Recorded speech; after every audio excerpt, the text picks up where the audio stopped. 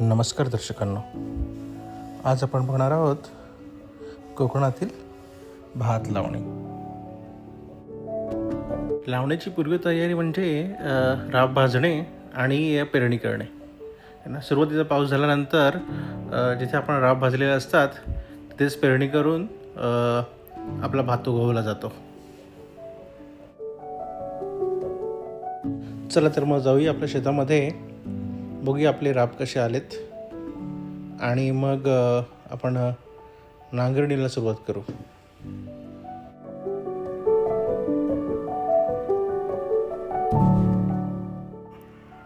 हे बघा आपले राब.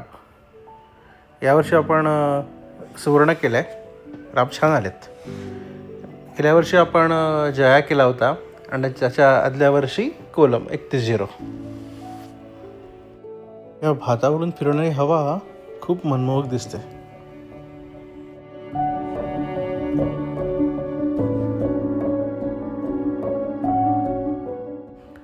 चला तर मग आपण आता नांगरणीला सुरुवात करू.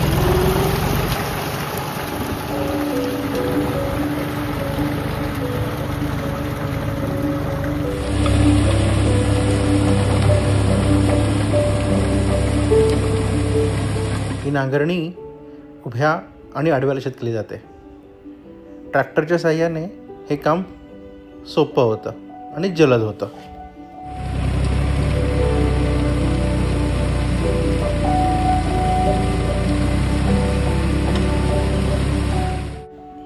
आधी आपण ही कामं बैल आणि नांगराच्या मदतीने करायचो, पण आता मात्र आपण ट्रॅक्टरचा वापर करायला सुरुवात केलेली आहे.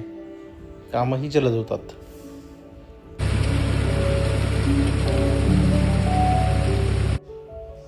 शेतात ट्रॅक्टर चालवण्याची मजा काही न्यारीच असते.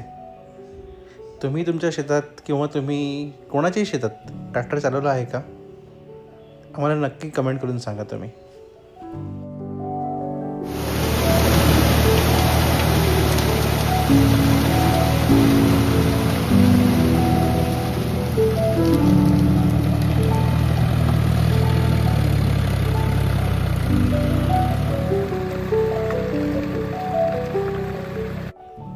साधारण आमचे 4 तास गेले या संपूर्ण नांगरणीमध्ये. आता नांगरणी करून झाली आहे.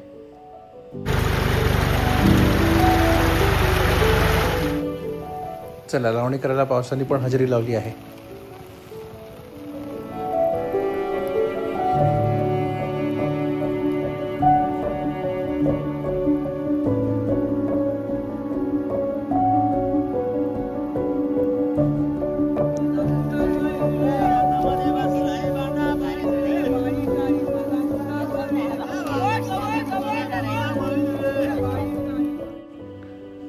लावणीच्या अगोदर जे आपण राब बांधलेले आहेत त्याचे खणन करून त्याचे मूठ बांधले जातात. मूठ म्हणजे काय? एका मुठीत जेवढे राब येतील त्यांना एकत्र करून त्याची मूठ बांधली जाते. बघा नीलू काकू कशी मूठ दाखवते बांधलेली. आपले गावकरी एकत्र येऊन ही लावणी करतात. गाणी गात बागडत ही लावणी करतात.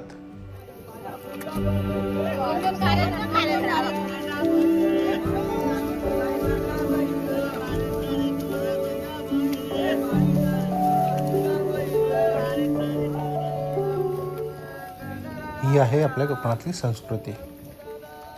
अशी शेती जपत आपण आपली संस्कृती पुढे नेली पाहिजे.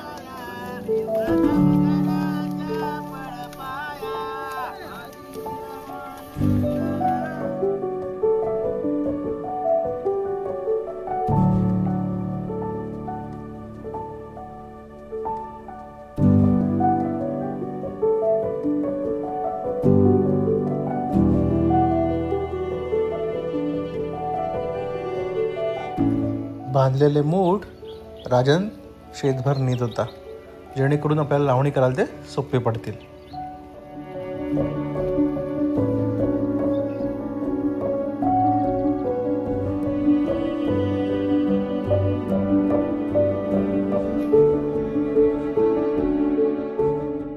तुम्ही बघू शकता भाताचे मूठ कसे पसरलेले आहेत. दया काका मजा करत खणन करत होता. अमृताचे 2 थेंब त्यांच्या पोटात गेले होते. लावणीची ती खासियतच असते.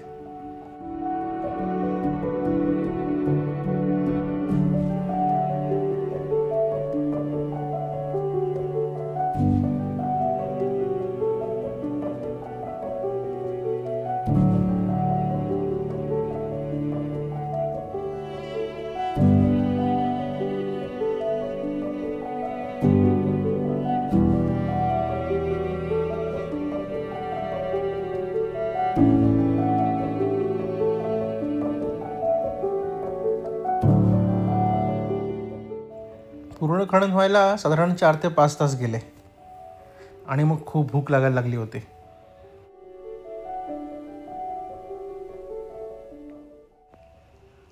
सह्याद्रीच्या या खोऱ्यामध्ये ही भाताची शेती असते. किती सुंदर, नैसर्गिक.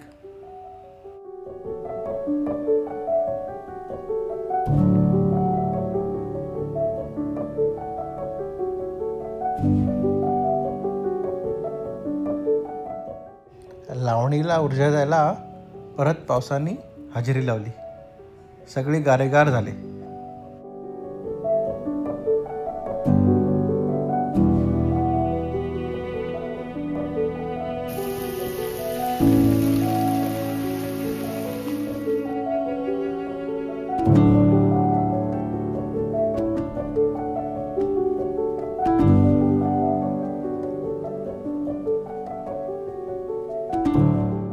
आता जेवण पण आले.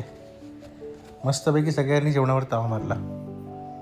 वाटाण्याची भाजी, भाकरी, भात, वरण, पापड, लोणचं, सगळ्यांनीच ताव मारला.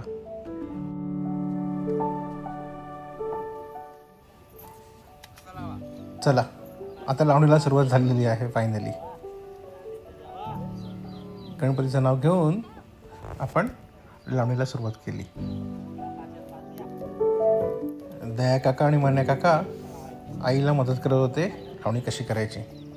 आईला पण मजा येत होती करायला.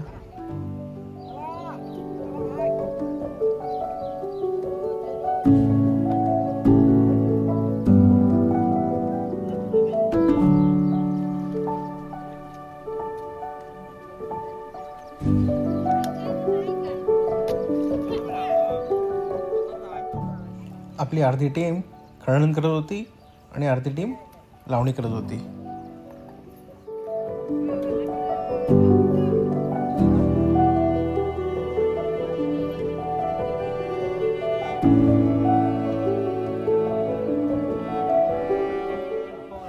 पाऊस थोडा वेळ उलगडला होता, पण हवेमध्ये गारठा होता, त्यामुळे ऊर्जा आपली कायम होती.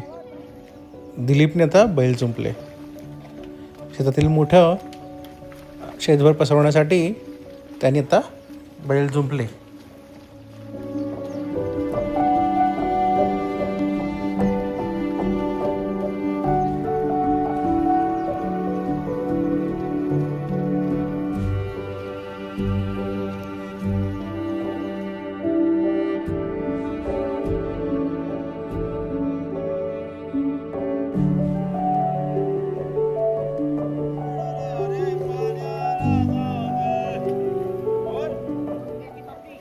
आता आपली सगळी टीम लावणी करायला आली आहे. हात पटापट चालायला सुरुवात झाली आहे. संध्याकाळपर्यंत अर्ध शेत लावून झालं आणि दुसऱ्या दिवशी दुपारपर्यंत आपण सगळं शेत लावून घेतलं.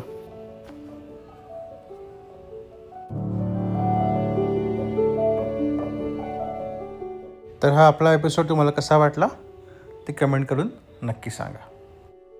भेटूया पुढील भागात. धन्यवाद.